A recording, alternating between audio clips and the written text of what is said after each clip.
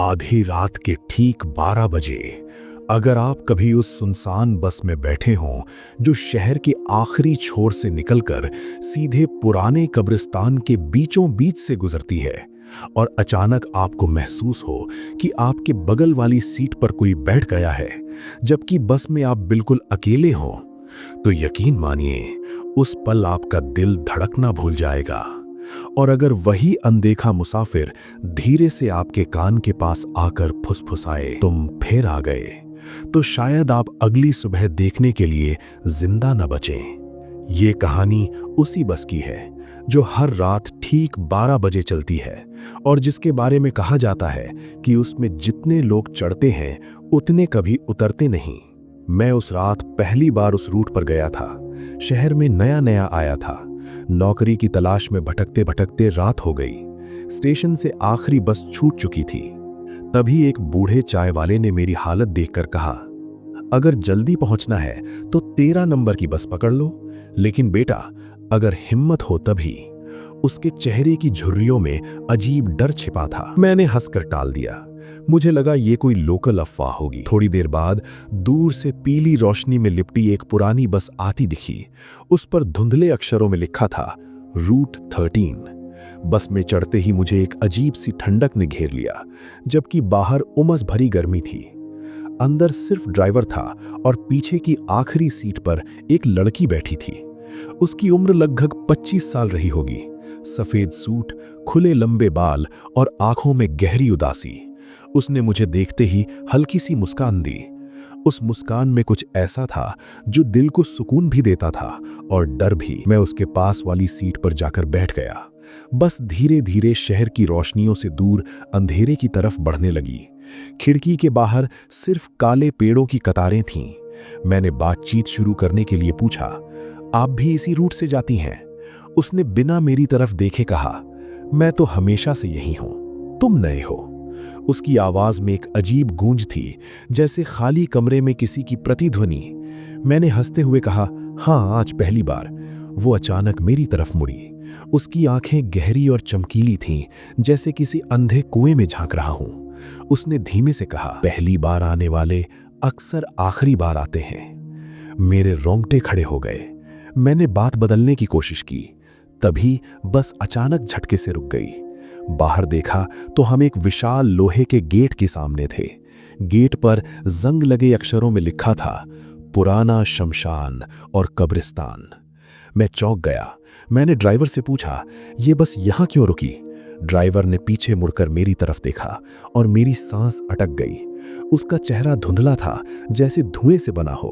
उसने बिना होंठ हिलाए जवाब दिया, यही तो रास्ता है। बस गेट के अंदर चली गई। दोनों तरफ कब्रों की कतारें थीं। कुछ कब्रें टूटी हुई, कुछ पर ताजे फूल। अचानक मुझे एहसास हुआ कि बस में अब सिर्फ हम 3 नहीं थे। हर खाली सीट पर कोई ना कोई आकृति बैठी थी, सफेद, धुंधली, बिना चेहरे वाली। वे सब मेरी तरफ देख रहे थे। मेरे बगल वाली लड़की ने मेरा हाथ थाम लिया। उसका स्पर्श बर्फ जैसा ठंडा था। उसने फुसफुसाकर कहा, डरो मत, अगर तुम मेरे साथ रहोगे तो ये तुम्हें छू नहीं पाएंगे। मुझे समझ नहीं आ रहा था कि ये सपना है या हकीकत। मेरा दिल तेजी से धड़क रहा था। मैंने हाथ छुड़ाने की कोशिश की, लेकिन उसकी पकड़ मजबूत होती जा रही थी। उसकी आंखों में अब उदासी नहीं, बल्कि एक अजीब सी लालसा थी, जैसे वो मुझे खोना नहीं चाहती। बस कब्रिस्तान के बिल्कुल बीचों बीच जाकर रुक गई। अचानक सारी लाइट्स बुझ गईं। अंधेरा इतना गहरा कि अपनी सांसों की आवाज तक सुनाई नहीं दे रही थी। तभी एक साथ कई आवाजें गूंज उठीं, फुसफुसाहटें, कराहें, चीखें, और हर आवाज एक ही बात दोहरा रही थी, रुको, हमारे साथ रुको। मैं घबरा गया। मैंने लड़की से कहा, मुझे उतरना है। वो मुस्कुराई। इस बार उसकी मुस्कान डरावनी थी। उसके दांत लंबे और नुकीले लग रहे थे। उसने कहा, उतर जाओ, लेकिन बाहर सिर्फ मौत है। यहां मेरे साथ रहोगे तो हमेशा के लिए सुरक्षित रहोगे। अचानक बस का दरवाजा अपने आप खुल गया। बाहर घना कोहरा था। कोहरे के बीच मुझे कुछ परछाइयां दिखीं जो धीरे धीरे बस की तरफ बढ़ रही थीं। उनके हाथ लंबे, चेहरे विकृत और आंखें खाली। मैंने पूरी ताकत से अपना हाथ छुड़ाया और दरवाजे की तरफ भागा। जैसे ही एक पैर बाहर निकाला, मेरे कान के पास वही लड़की की आवाज आई, अगर तुम गए तो अगली रात फिर लौटोगे और तब मैं तुम्हें कभी जाने नहीं दूंगी। मैंने पीछे मुड़कर देखा। अब वो लड़की अपनी असली शक्ल में थी। उसका चेहरा आधा जला हुआ, आंखें काली और बाल हवा में लहरा रहे थे।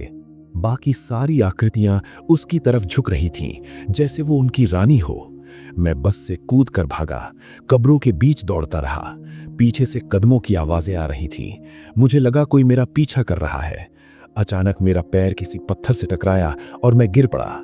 जब उठकर देखा तो मैं फिर उसी बस के सामने खड़ा था। बस का दरवाजा खुला था। अंदर वही लड़की बैठी थी, मुस्कुराते हुए। उसने हाथ बढ़ाकर कहा था ना, यहां से कोई नहीं जाता, ये रास्ता हमेशा यहीं वापस लाता है। मेरी सांसें तेज हो गईं। चारों तरफ सिर्फ कब्रें थीं। आसमान में बादल गरज रहे थे और बस की हेडलाइट्स में मैं अकेला खड़ा था, या शायद अकेला नहीं, क्योंकि उसी पल मुझे अपने कंधे पर किसी ठंडी उंगलियों का स्पर्श महसूस हुआ और पीछे से वही फुसफुसाहट आई, अब तुम्हारी बारी है ड्राइवर बनने की। मैंने धीरे धीरे पीछे मुड़कर देखा और जो देखा उससे मेरी चीख निकल गई, क्योंकि वहां खड़ा था मेरा ही चेहरा, धुएं से बना हुआ, मुस्कुराता हुआ। और उसी क्षण बस का हॉर्न रात के सन्नाटे को चीरता हुआ गूंजा, जैसे किसी नई आत्मा के स्वागत का ऐलान कर रहा हो। बस का हॉर्न उस रात इतनी देर तक गूंजता रहा कि मुझे लगा मेरे कान फट जाएंगे। मेरे सामने खड़ा वो धुएं से बना मेरा ही चेहरा मुस्कुरा रहा था। उसकी आंखों में अजीब खालीपन था, जैसे वो पहले ही सब कुछ जानता हो। मेरे पैरों में जान नहीं बची थी। मैं भागना चाहता था, लेकिन कब्रिस्तान की जमीन जैसे मुझे पकड़कर रोक रही थी। डर क्यों रहे हो? वो धुएं वाला चेहरा मेरे ही लहजे में बोला। तुम्हें तो बस चलानी है, जैसे मैं चला रहा था। मैंने कांपती आवाज में कहा, तुम कौन हो? उसने धीरे धीरे मेरी तरफ कदम बढ़ाए। हर कदम के साथ उसका शरीर और साफ होता जा रहा था। अब वो बिल्कुल मेरी तरह दिख रहा था। मेरे कपड़े, मेरी आंखें, यहां तक कि मेरे हाथ की पुरानी घड़ी भी। उसने कहा, मैं वही हूं जो तुम बनने वाले हो। मेरे पीछे बस का दरवाजा अपने आप बंद हो गया। अंदर से वही लड़की की हंसी सुनाई दी, धीमी लेकिन चुभती हुई। वो हंसी सीधे दिल में उतर रही थी। ये सब झूठ है, सपना है, मैं बुदबुदाया। अगर सपना है, धुएं वाले ने कहा, तो जाग क्यों नहीं जाते? अचानक मेरी गर्दन पर किसी बर्फ जैसे ठंडे हाथ का दबाव महसूस हुआ।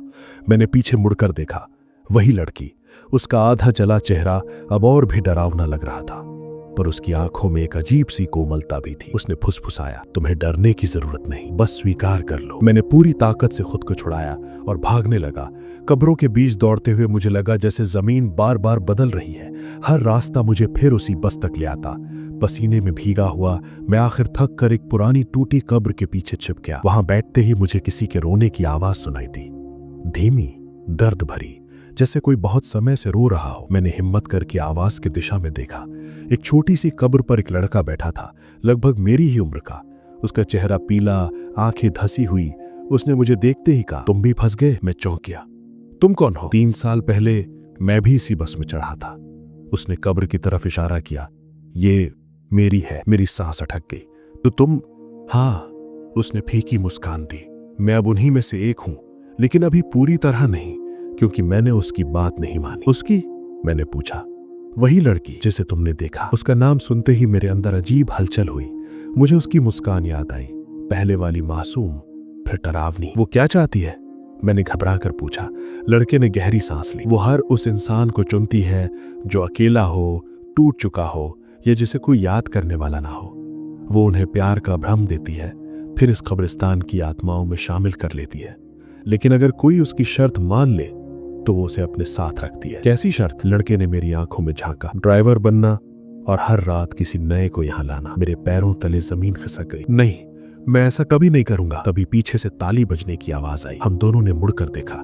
वही लड़की खड़ी थी। अब उसका चेहरा फिर से सामान्य था, सुंदर, शांत, मोहक। उसने कहा, हर कोई यही कहता है। वो धीरे धीरे मेरी तरफ बढ़ी। उसकी चाल में अजीब आकर्षण था, जैसे कोई अदृश्य धागा मुझे उसकी ओर खींच रहा हो। तुम समझते क्यों नहीं? उसने कोमल आवाज में कहा, मैं तुम्हें बचाना चाहती हूं। बाहर की दुनिया में तुम्हारा कौन है? यहाँ तुम्हें कोई दर्द नहीं होगा, कोई अकेलापन नहीं। उसके शब्द मेरे दिल को छू रहे थे। सच तो ये था कि शहर में मेरा कोई नहीं था, मैं सच में अकेला था। उसने मेरा हाथ थाम लिया। इस बार उसका स्पर्श उतना ठंडा नहीं था। उसने कहा, अगर तुम ड्राइवर बन जाओगे तो मैं तुम्हें अपने साथ रखूंगी हमेशा। मेरे अंदर दो आवाजें लड़ रही थीं, एक जो भागना चाहती थी और दूसरी जो उसकी आंखों में खो जाना चाहती थी। तभी वो लड़का चीखा, मत मानना, वो झूठ बोलती है। लड़की की आंखें अचानक काली हो गईं। उसने गुस्से में हाथ उठाया और वो लड़का हवा में उछलकर दूर जा गिरा। उसकी चीख सन्नाटे में गूंज उठी, जो मेरे खिलाफ जाता है वो अधूरा भटकता है। उसने ठंडी आवाज में कहा। मैं डर से कांप रहा था। तुम कौन हो? वो कुछ पल चुप रही, फिर धीरे धीरे बोली, मैं इस जगह की रखवाली करती हूँ। सदियों पहले मुझे भी धोखा मिला था। मेरे प्यार ने मुझे इसी कब्रिस्तान में जिंदा जला दिया। तब से मैं अकेली हूँ और जो भी यहाँ आता है उसे मैं कभी जाने नहीं देती। उसकी आंखों में आंसू थे, या शायद खून। मैंने तुम्हें चुना है क्योंकि तुम बाकी लोगों से अलग हो। क्यों? मैंने कांपते हुए पूछा। वो मेरे बेहद करीब आ गई। उसकी सांस मेरे चेहरे पर महसूस हो रही थी। उसने फुसफुसाया, क्योंकि तुम पहले भी यहाँ आ चुके हो। मेरे दिमाग में बिजली सी कौंधी। नहीं, मैं पहली बार। झूठ, उसने मुस्कुराकर कहा। 5 साल पहले तुम इसी कब्रिस्तान में आए थे, अपने दोस्त के एक्सीडेंट के बाद। अचानक यादों के दरवाजे खुलने लगे। हाँ, 5 साल पहले मेरा दोस्त एक सड़क हादसे में मारा गया था। उसकी लाश इसी पुराने कब्रिस्तान में दफनाई गई थी। मैं रोता हुआ यहाँ आया था और रात हो गई थी। मुझे याद है, मैंने किसी लड़की को देखा था जो दूर खड़ी मुझे देख रही थी। वो तुम थी, मैंने बुदबुदाया। उसने सिर हिलाया। तभी से मैं तुम्हारा इंतजार कर रही थी। मेरे शरीर में सिहरन दौड़ गई।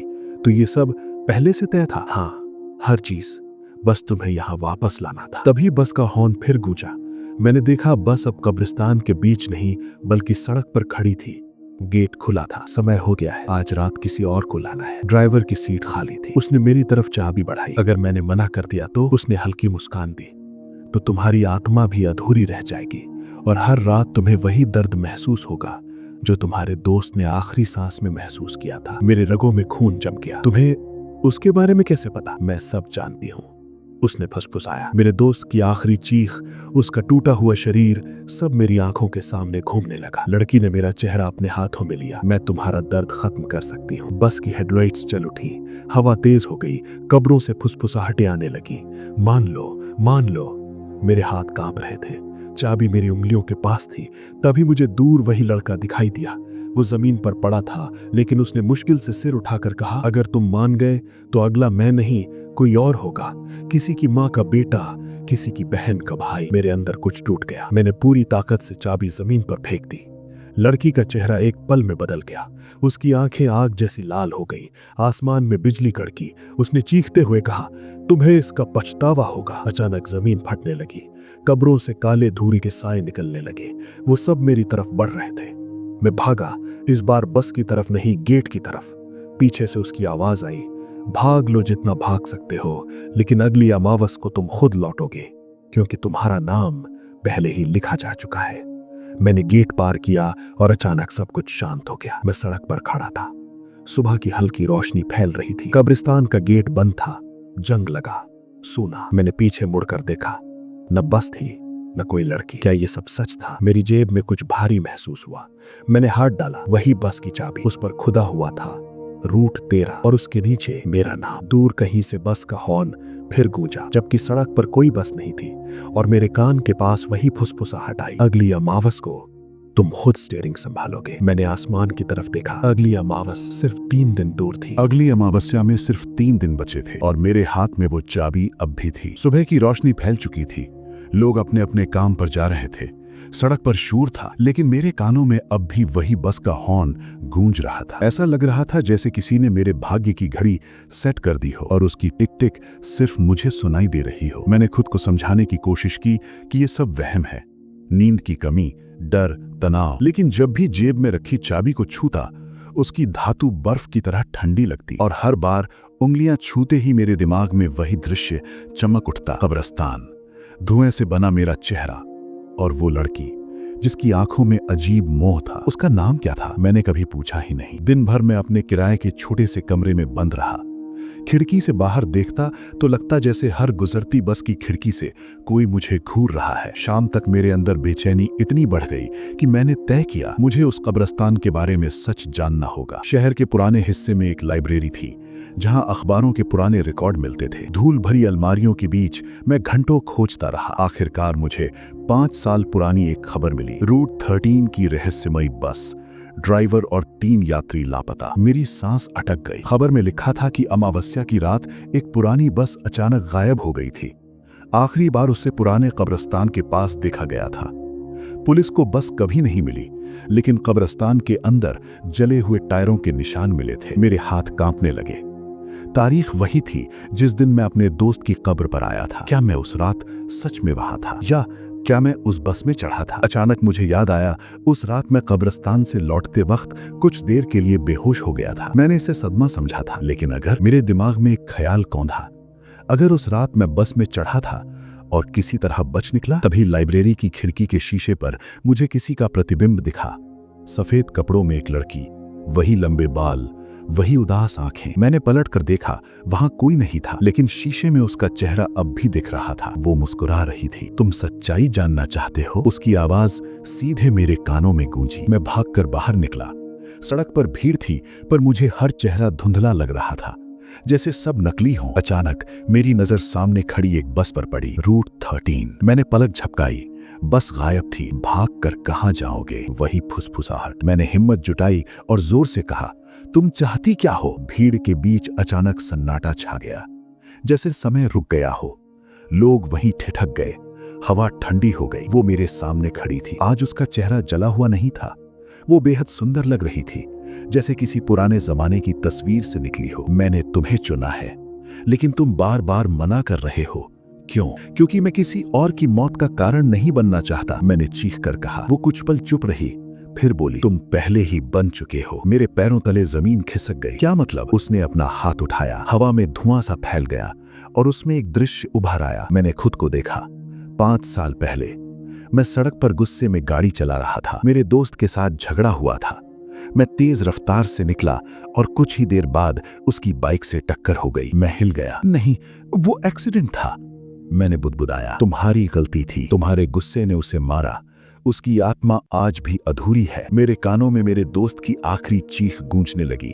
मुझे लगा जैसे जमीन घूम रही है। मैं तुम्हें सजा नहीं दे रही, मैं तुम्हें मौका दे रही हूं। हर आत्मा को यहां लाकर तुम अपने पाप कम कर सकते हो। ये पाप कम करना नहीं, बढ़ाना है, मैंने चिल्लाकर कहा। उसकी आंखों में अचानक अजीब चमक आई। तो फिर सच जान लो। अचानक सब कुछ बदल गया। मैं खुद को फिर उसी कब्रिस्तान में खड़ा पाया। रात थी।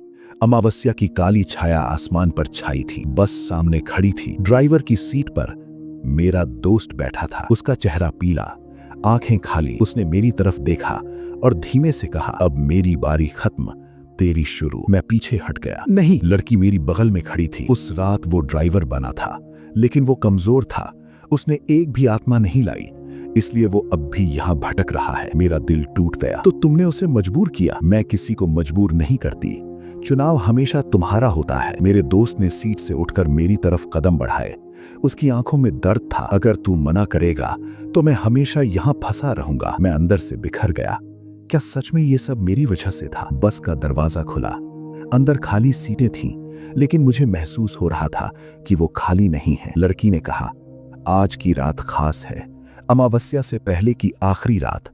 अगर तुम आज स्टीयरिंग पकड़ लो तो तुम्हारे दोस्त को मुक्ति मिल जाएगी। मैंने दोस्त की तरफ देखा। उसकी आंखों में उम्मीद थी, लेकिन तभी मुझे कुछ अजीब महसूस हुआ। कब्रिस्तान की जमीन से हल्की रोशनी निकल रही थी, जैसे नीचे कुछ छिपा हो। मैं झुककर देखने लगा।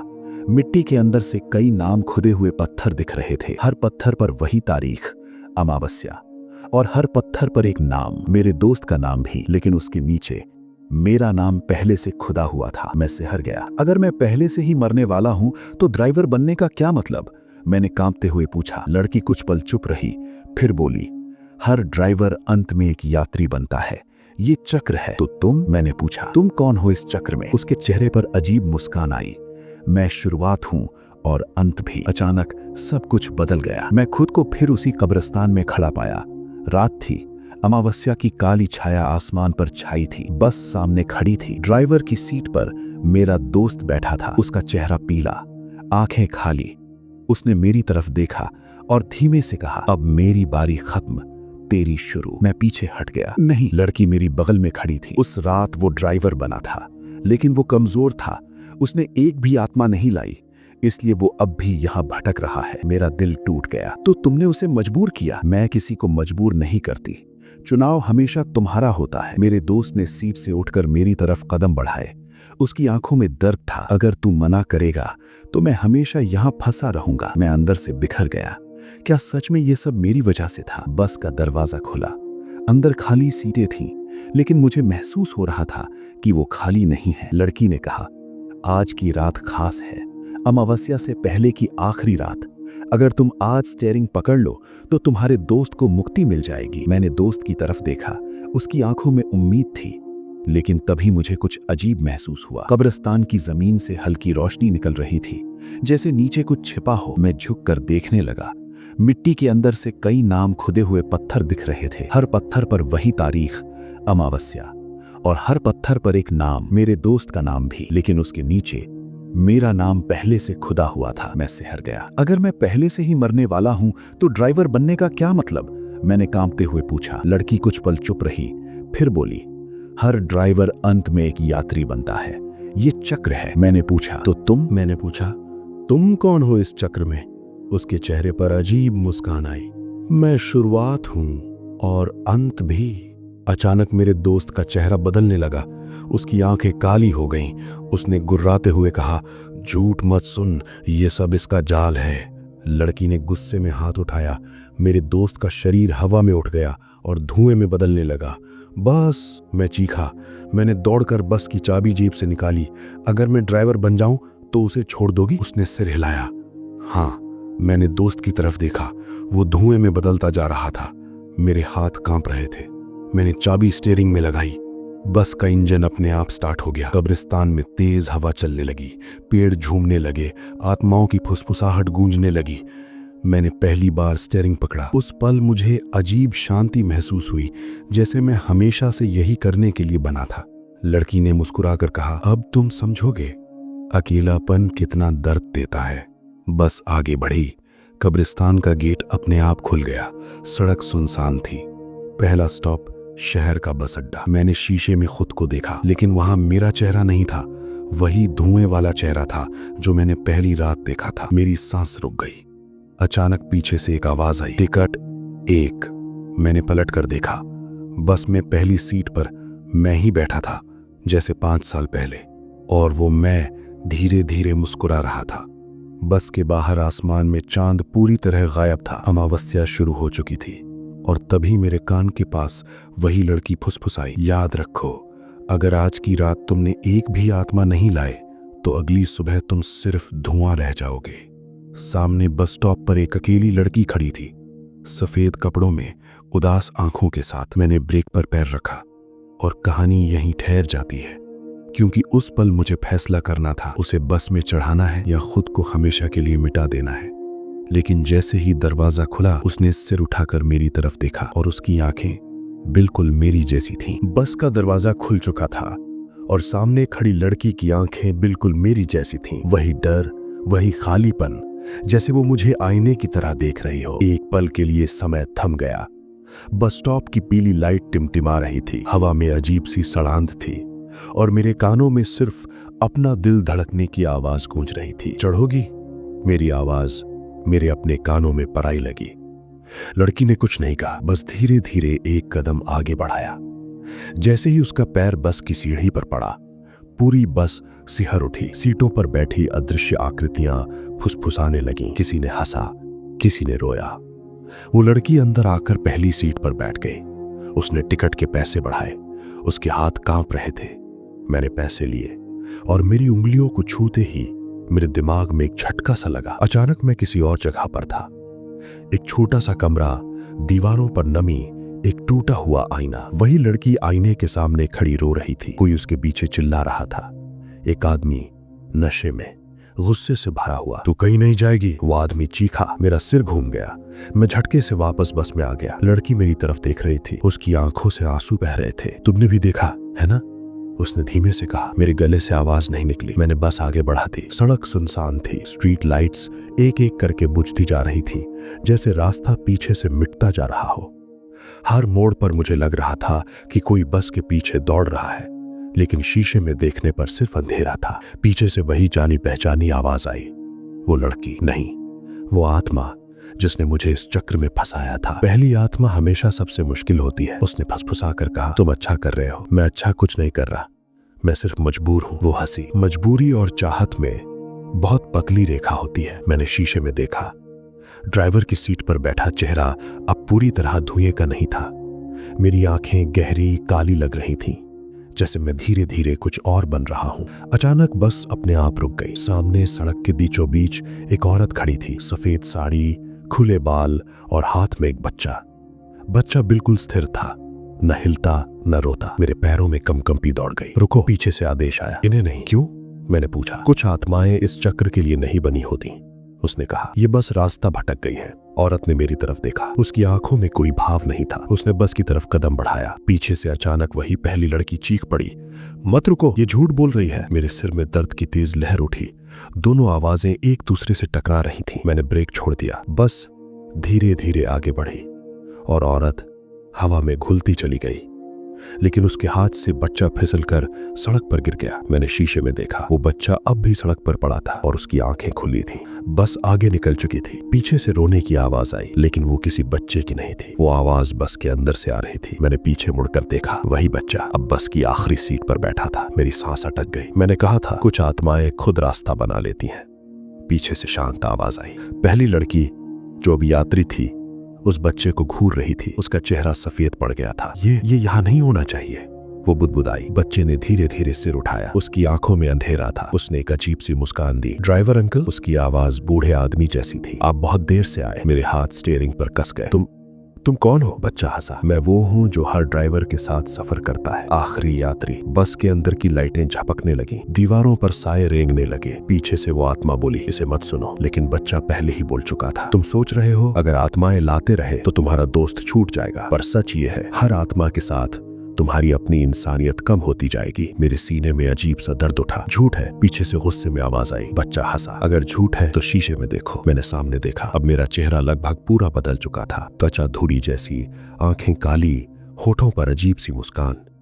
मैंने चीख कर शीशा तोड़ने की कोशिश की, लेकिन मेरा हाथ आर पार हो गया। तुम अब आधे रास्ते आ चुके हो, वापसी का रास्ता नहीं होता। पहली लड़की सीट से उठ खड़ी हुई। मैं यहाँ नहीं रहना चाहती, वो रोते हुए कहा। देर हो चुकी है, तुम उतर नहीं सकती। उसने अचानक मेरी तरफ देखा। तुम उतार सकते हो अगर चाहो। कैसे? मैंने पूछा। एक आत्मा छोड़ दो, आज की रात किसी को जाने दो, लेकिन उसकी जगह तुम्हें खुद बैठना होगा। मेरी सांस तेज हो गई। पीछे से वो आत्मा चीखी, मत सुनना, ये तुम्हें फंसाना चाहता है। लेकिन बच्चा मुस्कुरा रहा था। मैं सच बोलता हूँ हमेशा। बस एक पुराने पुल के पास आकर रुक गई। नीचे काला पानी बह रहा था। यही फैसला होगा, बच्चे ने कहा। पहली लड़की मेरी तरफ देख रही थी। उसकी आंखों में डर के साथ साथ उम्मीद भी थी। अगर तुम मुझे छोड़ दो तो शायद मैं बच जाऊं। मैं मरना नहीं चाहती। मेरे हाथ कांप रहे थे। पीछे से वो आत्मा फुसफुसाई, अगर तुमने उसे छोड़ा तो अगली आत्मा तुम्हारा दोस्त होगा और इस बार वो कभी वापस नहीं आएगा। मेरा दिल बैठ गया। पुल के नीचे से अचानक आवाज आई, पानी में किसी के गिरने की, जैसे कोई बुला रहा हो। बच्चा हंसने लगा। समय खत्म हो रहा है ड्राइवर। मैंने आंखें बंद कर ली और स्टीयरिंग छोड़ दिया। बस अपने आप आगे बढ़ने लगी। पीछे से एक चीख गूंजी, पहली लड़की की। जब मैंने आंखें खोली, वो सीट खाली थी। बस में सन्नाटा था। बच्चा भी गायब था। पीछे से धीमी तालियां बजी। अच्छा चुनाव। वही जानी पहचानी आवाज,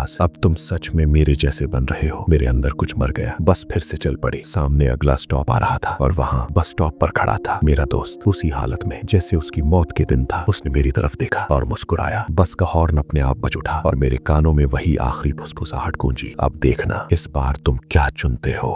बस का हॉर्न खुद ब खुद बज रहा था और सामने बस स्टॉप पर खड़ा मेरा दोस्त उसी हालत में जैसे उसकी मौत वाले दिन था। फटी हुई शर्ट, माथे पर खून की पतली लकीर और आंखों में अजीब सी शांति। मेरे हाथ स्टीयरिंग पर जमे हुए थे। सांसें भारी हो रही थीं। हवा में ठंड बढ़ती जा रही थी। पीछे की सीटों से हल्की हल्की फुसफुसाहटें उठने लगीं, जैसे सब आत्माएं इस पल का इंतजार कर रही हों। अब देखना इस बार तुम क्या चुनते हो? वही आवाज मेरे कानों में गूंजी। मैंने ब्रेक दबाया, बस धीरे धीरे रुक गई। दरवाजा अपने आप खुल गया। मेरा दोस्त वहीं खड़ा रहा, बिना हिले। उसने बस मेरी तरफ देखा। उस नजर में न गुस्सा था न शिकायत, बस एक गहरा सवाल। आओ, मेरे होठों से खुद ब खुद निकला। वो धीरे धीरे बस में चढ़ा। जैसे ही उसका पैर सीढ़ी पर पड़ा, बस के अंदर की लाइट्स बुझ गईं। सिर्फ हेडलाइट्स की पीली रोशनी बची जो सामने के अंधेरे को चीरने की कोशिश कर रही थी। वो मेरे ठीक पीछे वाली सीट पर आकर बैठ गया। मैंने शीशे में उसकी तरफ देखा। वो मुस्कुरा रहा था। डर मत, उसने धीमे से कहा। इस बार मैं भागूंगा नहीं। मेरे गले में कुछ अटक गया। तू मुझे माफ कर दे। उसने सर झुका लिया। माफी का वक्त निकल चुका है। बस खुद ब खुद चल पड़ी। सड़क अब वैसी नहीं थी। डामर की जगह जैसे काली राख बिछी हो। दोनों तरफ पेड़ नहीं, बल्कि जले हुए खंभों जैसी आकृतियां थीं। आसमान पूरी तरह स्याह था। चांद नहीं, तारे नहीं, बस एक खालीपन। पीछे से वही जानी पहचानी आवाज आई। वो आत्मा, वो लड़की जो इस चक्र की शुरुआत थी। तुमने अच्छा किया, उसने कहा। दोस्त को लाना सबसे मुश्किल होता है, लेकिन अब तुम्हारा हिसाब बराबर होगा। मैंने गुस्से से कहा। कब तक ये चलता रहेगा? वो हंसी। जब तक कोई इसे तोड़ न दे। मेरे दोस्त ने अचानक कहा। तोड़ सकते हो? मैं चौंका। कैसे? उसने सीट की पकड़ कस ली। जिसने ये चक्र शुरू किया उसे खत्म करना होगा। मेरी सांस रुक गई। मतलब उसे? पीछे से सन्नाटा छा गया। कुछ पल बाद वो आवाज फिर आई, इस बार ठंडी, खतरनाक। सावधान रहो, वो तुम्हें उकसा रहा है। मेरे दोस्त ने धीरे से कहा। तू जानता है वो कभी अकेली नहीं थी। मेरे दिमाग में बिजली सी कौंधी। हाँ, उस रात 5 साल पहले मैंने कब्रिस्तान में उसे अकेले नहीं देखा था। उसके पीछे एक और परछाई थी। वो कौन था? मैंने बुदबुदाया। बस अचानक झटके से रुक गई। हम फिर कब्रिस्तान के गेट के सामने थे, लेकिन इस बार गेट टूटा हुआ था। अंदर से काली धुंध निकल रही थी। अंदर आओ, एक भारी गहरी आवाज गूंजी। ये आवाज उसकी नहीं थी, ये किसी और की थी। मेरे दोस्त ने कहा, वही है जिसने इसे बांधा, जिसने इस बस को श्राप दिया। मेरे हाथ कांप रहे थे। अगर तू सच में ये खत्म करना चाहता है तो आज रात आखिरी मौका है। पीछे की सीटों से एक साथ कई आवाजें उठीं। कराहें, चीखें, हंसी। बस खुद ब खुद कब्रिस्तान के अंदर घुस गई। इस बार वहां कोई कब्र नहीं थी, सिर्फ एक विशाल गड्ढा जिसके बीचों बीच वही लड़की खड़ी थी। लेकिन वो अकेली नहीं थी। उसके पीछे एक लंबी काली आकृति खड़ी थी, मानव जैसी लेकिन बहुत ऊंची, आंखें अंगारों जैसी और शरीर धुएं से बना हुआ। उसने मेरी तरफ देखा। मेरी आत्मा तक कांप गई। तू लौट आया, ये भारी आवाज गूंजी। मैंने पहली बार महसूस किया मैं यहाँ पहले भी खड़ा था। शायद उस रात तू ही है जिसने इसे बांधा। मैंने कांपते हुए पूछा। वो आकृति हंसी। मैंने नहीं, इसके दर्द ने इसे बांधा। मैंने बस रास्ता दिखाया। लड़की ने मेरी तरफ देखा। उसकी आंखों में आंसू थे। मुझे बचाओ। मैं उलझ गया। क्या वो सच में शिकार थी या शिकारी? मेरे दोस्त ने फुसफुसा कर कहा, सच जानना है तो स्टीयरिंग छोड़ दे। मैंने पीछे मुड़कर देखा। बस अब गायब थी। मैं जमीन पर खड़ा था, मेरे हाथ खाली थे। अचानक मेरे सामने एक दृश्य उभरा। वो लड़की जिंदा, अपने प्रेमी के साथ। वही लंबी काली आकृति, इंसान के रूप में। वो उसे धोखा दे रहा था किसी और के लिए। लड़की ने उसी कब्रिस्तान में खुद को आग लगा ली। उसकी चीख आसमान तक गूंजी। और वही आदमी जो अब राक्षस बन चुका था, उसकी आत्मा को बांध लिया। तू ही था, मैंने कांपते हुए कहा। राक्षस मुस्कुराया। मैं दर्द से जन्म लेता हूँ। जितना ज्यादा दर्द उतनी मजबूत मेरी जंजीर। लड़की रो रही थी। मैंने किसी को मारना नहीं चाहा, उसने मुझे मजबूर किया। मेरे दोस्त ने कहा, अगर उसकी जंजीर तोड़नी है तो उसका नाम लेना होगा। मैंने पूछा, नाम? राक्षस गर्जा। चुप। लेकिन देर हो चुकी थी। मेरे दिमाग में अचानक एक नाम कौंधा। वही नाम जो मैंने 5 साल पहले कब्रिस्तान के पत्थर पर पढ़ा था। मैंने पूरी ताकत से वो नाम पुकारा। जमीन हिल गई। राक्षस चीखा। लड़की की आंखों से काली परत उतरने लगी। बस की आवाज दूर से गूंजी। सभी आत्माएं एक साथ चिल्लाईं। राक्षस धुएं में बिखरने लगा। लेकिन जाते जाते उसने मेरी तरफ देखा। चक्र खत्म नहीं होता, बस रूप बदलता है। और वो गायब हो गया। कब्रिस्तान में सन्नाटा छा गया। लड़की जमीन पर गिर पड़ी। मेरे दोस्त की आकृति हल्की होने लगी। तूने कर दिखाया, वो मुस्कुरा कर बोला। मैं रो पड़ा। अब तू आजाद है? वो बोला, हाँ, लेकिन याद रख, हर श्राप का एक बीज बच जाता है। और वो रोशनी में बदलकर गायब हो गया। मैं अकेला खड़ा था। सुबह की पहली किरण कब्रिस्तान पर पड़ी। सब कुछ सामान्य लग रहा था। कोई बस नहीं, कोई धुआं नहीं, सिर्फ मैं लड़खड़ाते हुए बाहर आया। सड़क पर लोग अपने काम में लगे थे। जैसे कुछ हुआ ही ना हो। मैंने राहत की सांस ली, शायद सब खत्म हो गया था। लेकिन तभी मेरे फोन पर एक अनजान नंबर से मैसेज आया। सिर्फ एक तस्वीर, रूट 13 की बस, और नीचे लिखा था नई भर्ती शुरू। मेरे हाथ से फोन गिर गया। दूर कहीं बस का हॉर्न गूंजा। मैंने पीछे मुड़कर देखा। सड़क के उस पार एक नई बस खड़ी थी। उसकी ड्राइवर सीट पर कोई बैठा था और वो चेहरा मेरा नहीं था, लेकिन बहुत परिचित था। वो धीरे धीरे मुस्कुराया और बस का दरवाजा खुल गया। क्या चक्र सच में खत्म हुआ या किसी और रूप में फिर शुरू हो गया? ये फैसला अभी बाकी है। अगर आपको ये कहानी पसंद आई, अगर आपको इस बस का रहस्य, इसका अंधेरा और वो आखिरी मोड़ रोंगटे खड़े कर गया, तो इस वीडियो को अभी लाइक करें, क्योंकि आपका एक लाइक इस तरह की और भी डरावनी और रहस्यमयी कहानियां लाने की ताकत देता है। और अगर आप चाहते हैं कि ऐसी सच्चाई और डर से भरी कहानियां लगातार आपके सामने आती रहें, तो हमारे चैनल डार्क लेजेंड को अभी सब्सक्राइब करें और बेल आइकन दबाना ना भूलें, क्योंकि अगली कहानी शायद इस कहानी से भी ज्यादा खतरनाक हो। अब कमेंट में जरूर बताइए, अगर आप मेरी जगह होते तो क्या अपने दोस्त को बस में चढ़ाते? क्या आप उस लड़की को बचाने की कोशिश करते या शुरुआत में ही भाग जाते? आपको इस कहानी का कौन सा हिस्सा सबसे ज्यादा डरावना लगा? और क्या आपको लगता है रूट 13 की बस सच में खत्म हुई है? इस वीडियो को अपने दोस्तों के साथ शेयर कीजिए, लेकिन ध्यान रहे, अगर अगली अमावस्या की रात आपके शहर में कोई पुरानी बस बिना नंबर के दिखे, तो उसमें चढ़ने से पहले 2 बार जरूर सोचिएगा, क्योंकि हर रास्ता वापस नहीं लाता।